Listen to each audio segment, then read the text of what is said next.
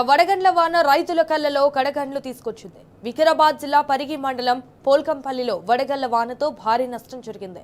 జొన్న, మొక్కజొన్న, కూరగాయల తోటలు పూర్తిగా దెబ్బతిన్నాయి.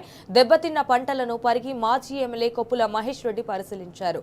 ఇక అకాల వర్షాలతో 150 ఎకరాల్లో పంట నష్టం జరిగిందని, రైతులకు నష్టపరిహారం ఇవ్వాలని కూడా డిమాండ్ చేశారు.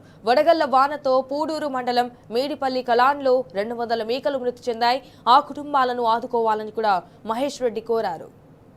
వానాకాలంలో కూడా ఇదే ప్రాంతంలో దాదాపు 150 ఎకరాలు పెద్ద ఎత్తున నష్టపోయిన రైతులందరూ కూడా.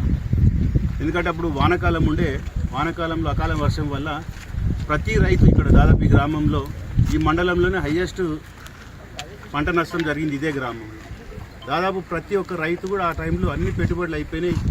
పంట చేతికొచ్చే సమయంలో నష్టం జరిగింది. మరి అప్పుడు కూడా ప్రభుత్వం మరి వచ్చి అందరూ ఎవరు నష్టపోయారో వాళ్ళని వివరాలు తీసుకుపోయారు, కానీ వాళ్ళకు ఒక చిల్లి గవ్వ కూడా, ఒక రూపాయి కూడా ఇప్పటి వరకు ఇవ్వలేదు.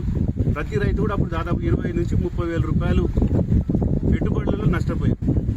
మళ్ళీ అదే రైతుల్లో అదే 150 ఎకరాలు దాదాపు ఒక 60-70 ఎకరాలు ఇప్పుడు కూడా, ఎందుకంటే ఇప్పుడు కూడా మళ్ళీ వాళ్ళు మక్కలు కానీ, జొన్నలు కానీ, కూరగాయలు, ఇతర పంటలు వేసుకున్నారు. అవన్నీ కూడా రాత్రి పడ్డటువంటి వానకు మొత్తం కూడా నేల రాలినాయి.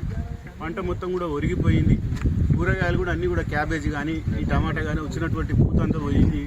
కాసినటువంటి పంటలు కూడా అన్నీ నష్టపోయింది. కాబట్టి ఇప్పటికైనా ప్రభుత్వం, గతంలో కూడా వాళ్ళకు 1 రూపాయి నష్టం పరిహారం ఇవ్వలేదు.